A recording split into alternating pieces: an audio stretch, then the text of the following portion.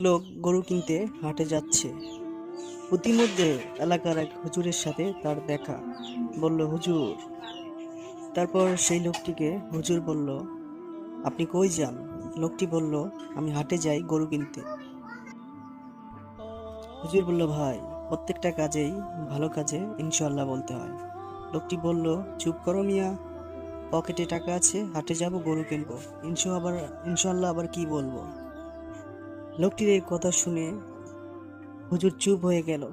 তারপর সেই লোকটি চলে গেল গরু হাটে গরু কিনতে। মোটা তাজা দেখে দরদাম ঠিক করে একটি গরু পছন্দ করলো। তারপর সেই লোকটি টাকা জন্য পকেটে হাত দেওয়া মাত্র সেই পকেট নিচে তার হাত বের হয়ে গেল।